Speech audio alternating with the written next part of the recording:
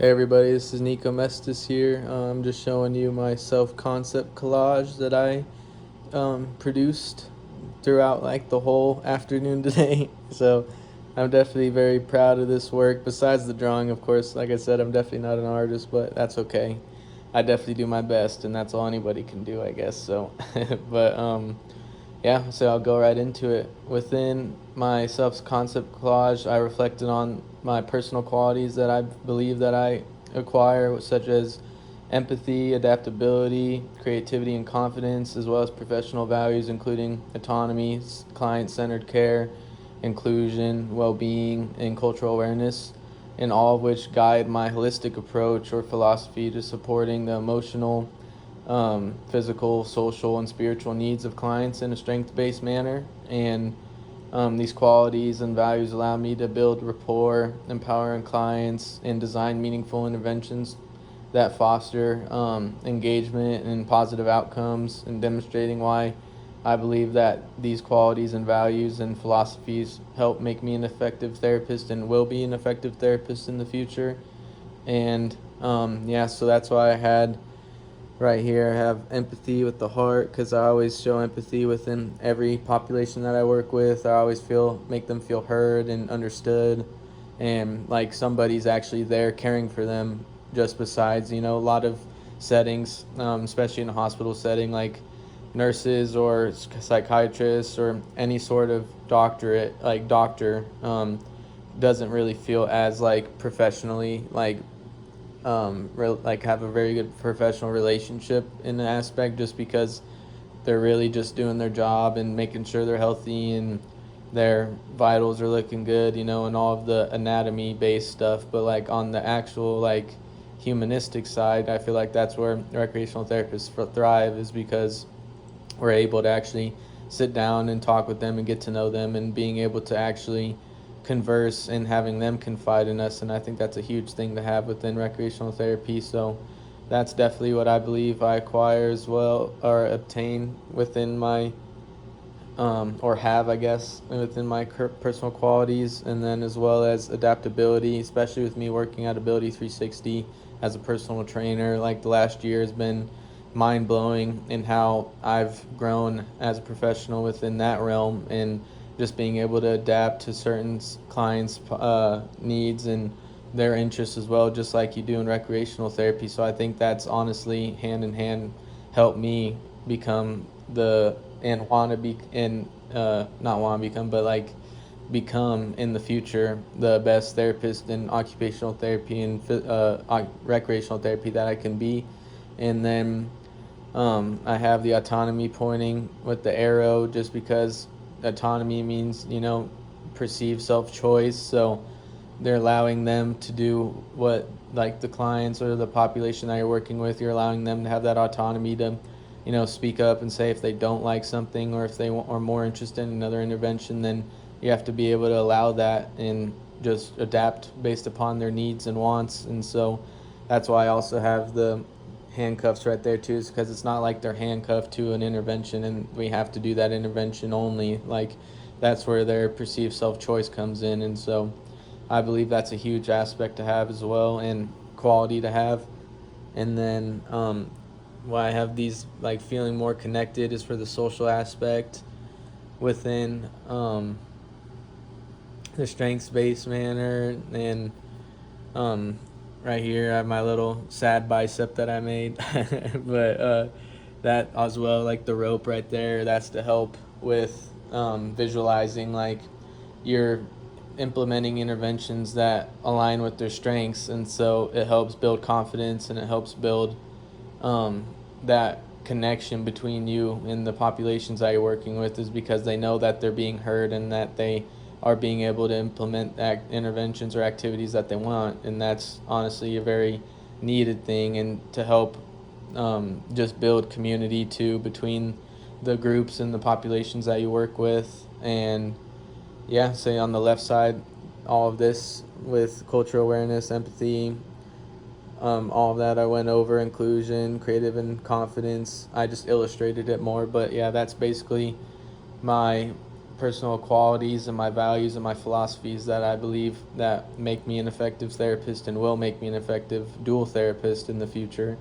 And then client empowerment as well, that's part of it too, but I just didn't have any more room, so I just stuck it right there and I thought it looked cool, so that's why that's there. But on the right hand side is more or less things that I've recognized within myself that have room for growth, including clinical decision making, evaluation skills, ethical standards, self-reflection, and promoting client empowerment, which are all essential to continually enhancing my professional competence and ensuring high quality individualized care within the populations that I work with. And yeah, so that's why I had pretty good illustrations for this one. I was lucky that Dr. Beth allowed me to use a couple of magazines because it was able to help me actually illustrate what I'm trying to say, and so I definitely appreciate her for doing that. But yeah, so I have this for evaluation skills. I definitely could have room for growth within that. I'm definitely pretty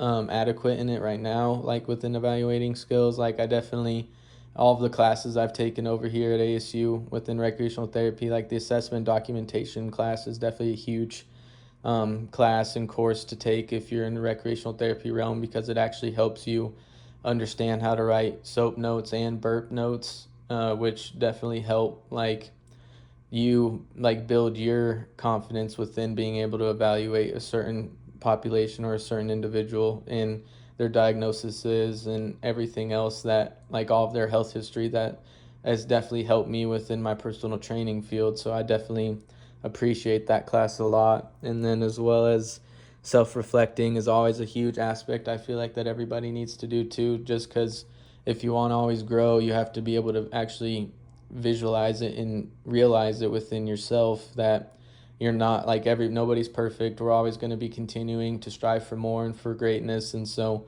every time you take that little stepping stone and improving each time that you can and just being the best therapist that you can be at the end of the day, I feel like that's a huge aspect within reflecting upon yourself. And I know later on we'll have, when we facilitate the interventions, like having the self-reflection journal, I think is a huge thing to have and a needed thing to have, because then you can reflect on the intervention that you facilitated and you're able to understand what went good, what went bad, what you can adapt later on for a specific person or a specific population. And just having that self-realization, I feel like, is a huge aspect to have in a room that everybody can grow in. And as you can improve, of course, it's never going to be like you're always going to stay stagnant within that. I feel like everybody has room to improve in that.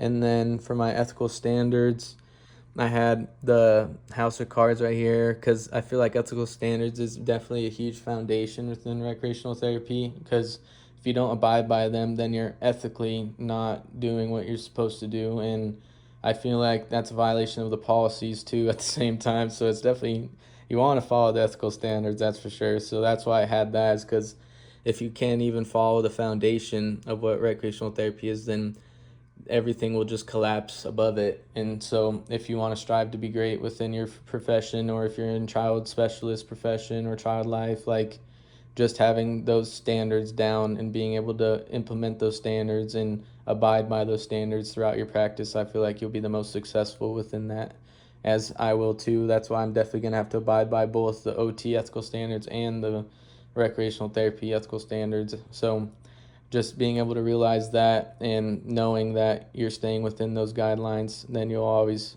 be set up for success, I believe.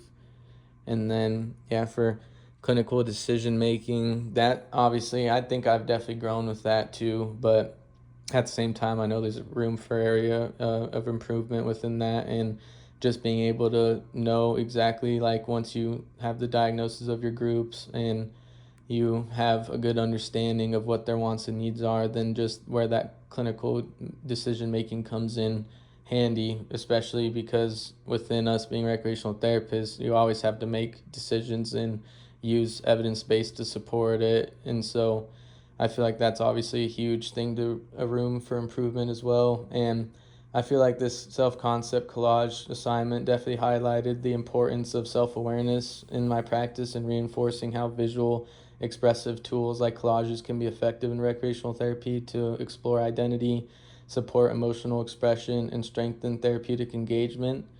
And within populations or diverse populations that you work with, and how this can be effective within recreational therapy or any sort of treatment, whichever field you guys are in. Like, it definitely just helps you have that self-awareness um, and the emotional expression of how you perceive who you are as a person. And if your clients are doing this exercise or this assignment, I feel like this definitely will help them realize a lot of strengths and a lot of qualities that they may not even know they had. So yeah, just making them aware, even if they'd even realize it. So I think this assignment definitely helped reinforce like just a great visual and expressive tool that can be effective because it helps you explore yourself, and being able to support it with um, these concepts that we've been